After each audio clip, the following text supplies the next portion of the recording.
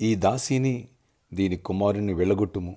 ఈ దాసి కుమారుడు నా కుమారుడైన ఇస్సాకుతో వారసుడై ఉండడని అబ్రహాముతో అనెను. ఆదికాండం 21వ అధ్యాయం 10వ వచనం. Praise Jesus. ఈరోజు June 14th Saturday. Good morning. పరలోకనేసే సంఘ బిడ్డలందరికీ, ఆత్మీయులకు, దైవజనులకు కృప సమృద్ధి కలుగునుగాక, దీవెన సమృద్ధి కలుగునుగాక. ఆమేన్. ఫ్రెండ్స్, కుటుంబ ఆశీర్వాద పండుగలు అనే ఎపిసోడ్స్ జరుగుతున్నాయి బ్యాక్ టు బ్యాక్. మంచి మంచి వర్తమానాలు దేవుడిస్తున్నాడు. ఫ్రెండ్స్, ఇక్కడ చూడండి, అబ్రహాము కుటుంబంలో కల్లోలం ఆరంభమైంది ఒక దాసి వల్ల, ఇల్లీగల్ కాంటాక్ట్స్ వల్ల, దానివల్ల డిస్టర్బెన్స్ ఏర్పడింది. అలాంటి టైంలో సారా చెప్పింది అబ్రహాముతో, ఈ దాసి కుమారుని వెలగొట్టే, నా కుమారుని ఇస్సాకుతో వారసుడిగా ఉండడని.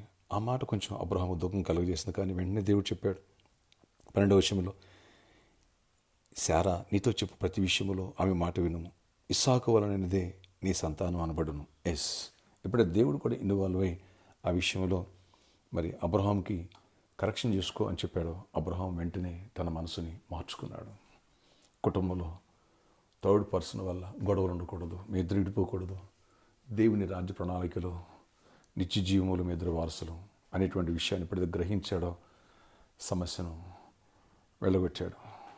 చీకటి నుంచి వెలుగులోకి వచ్చేసాడు.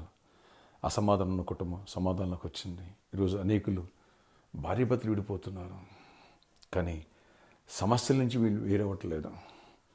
కనుక ఈ విషయాల్లో ఏం చేయాలో జస్ట్ లైక్ రివైవల్ మీటింగ్ లాంటిది రేపు సండే. Don't miss it. బలమైన వాక్య సందేశాలు ఉంటాయి. విడిపోయిన కుటుంబాలు కూడా కట్టబడతాయి. ఏమైనా ఫ్యామిలీ డిస్టర్బెన్స్ ఉన్నాయా వారిని కూడా నడిపించండి. మీ స్నేహితుల బంధువులు కూడా ఈ విషయాన్ని మీకు ముందే చెప్తున్నాను. బలమైన దేవుని ఆత్మకార్యమును రేపు మనం చూడబోతున్నాం. గట్టిగా సే ఆమేన్. అలాగే నీ జీవితంలో దేవుడు కృపగల గొప్ప కార్యాలు చేయనుగాక. సమస్య నుంచి, దరిద్రం నుంచి, వ్యాధి నుంచి విడిపించి కృపగల కార్యాలు దేవుడు చేయనుగాక.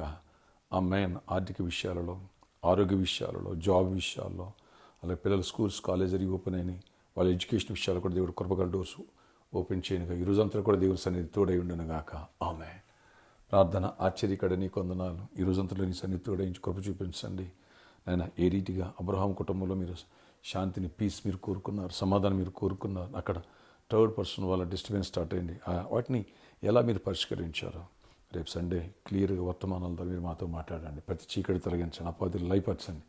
అయ్యా, ఈరోజు ఎవరైతే జాబ్ ప్రయత్నంలో ఉన్నారో నాయన, ఎవరైతే ప్రమోషన్ ప్రయత్నంలో ఉన్నారో, ట్రాన్స్ఫర్ ప్రయత్నంలో అద్భుత రీతిలో కృప తిరిగి కార్యాలు చేయండి. ఏస్తున్నామలు మంచి జాబ్స్ వచ్చునుగాక, మంచి హైక్స్ వచ్చునుగాక, ప్రమోషన్స్ వచ్చునుగాక, ట్రాన్స్ఫర్స్ వచ్చునుగాక. ఆశించి మీరు కృప చూపించండి. విద్యార్థులను దీవించండి. స్కూల్స్ కాలేజీ ఓపెన్ అయ్యి అయ్యా, మా బిడ్డలకి ఎక్కడ సీట్ కావాలని కూడా ఆ సీట్ల విషయాలు కృప తిరిగండి. ఆయన సమాధానం దయచేయండి. ఫీజులు కట్టుకోవడం, మనీ, అన్ని విషయాలు మీరు అరేంజ్ చేయండి. అన్ని అవసరాలు తీర్చండి. ఎక్కడైనా కాయండి. ఈ రంతలో కొన్ని సన్నిధి తోడించి జ్ఞానము, వివేచన, కృపగల ఆత్మ తోడించండి. పరిచయం దీవించండి. రేపు సండే బలమైన వాక్య సందేశాలను అనుగ్రహించండి. ఒక రివైవల్ మీటింగ్ టైప్లో ఉండాలి. 3 వర్షిప్లో గొప్ప విజయాన్ని ఇవ్వండి. వేలాది మంది నడిపించండి. కొందరు ఊరు వెళ్ళారు, కొంతమంది నిర్లక్ష్యంగా ఉంటున్నారు. ఎవరు తగ్గనివద్ద పెరగాలి, సంఖ్య పెరగాలి. యేసునామములో ఆయన అనేకులు నడిపించండి, కృప చూపించండి. వ్యాధిని స్వస్థపరచండి. ప్రతి వ్యాధిని గద్దిస్తున్న సీజనల్ ఫీవర్స్ ఇలాంటి వాటిని కూడా గద్దిస్తూ మీరు విడుదలిచ్చి కృప చూపించండి. గొప్ప కార్యాలు చేయండి ప్రభావ. రేపు నిశ్చితం పెట్టి ఆస్తమా, సైనస్, డస్ట్ ఎలర్జీ పేషెంట్ని కూడా ప్రేర్ చేయాలా, కృప చూపించండి. అలాగే జాబ్స్, ఐక్స్ కోసం, బిజినెస్ పీపుల్ కోసం ప్రేర్ చేయాలా, కృప చూపించి గొప్ప కార్యాలు చేసి దీవెన దయచేయండి. అన్ని విషయాన్ని ఆశీర్వాదంతో దయచేయండి. ఈరోజు బర్త్డే, వెడ్డింగ్ ఎంజాయ్మెంట్లు దీవించి దీర్ఘాయుష్, కృప, క్షేమ, సమాధానం ఇవ్వండి. యేసునామములో ప్రార్థిస్తున్న తండ్రి, ఆమేన్. ఫ్రెండ్స్, ఈ విషయాన్ని గమనించండి. ఇటు ఫ్యామిలీ ఓరియంట్ టాపిక్ ఫైనల్స్కి వచ్చేసింది.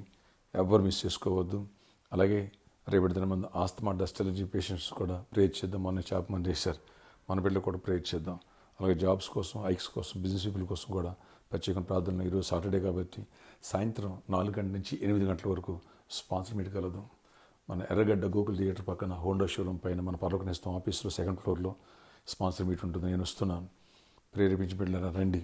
అలాగే ఎవరైతే రెంట్ పర్పస్లో నేను సహాయపడాలి, దైవజనుడు నా ఇంటికి రావాలి అని ఎవరైతే పెట్టుకుంటారో వారు కూడా ముందుకు రండి.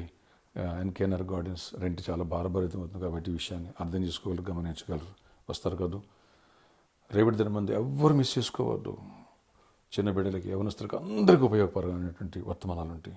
May God bless you all. Have a nice day.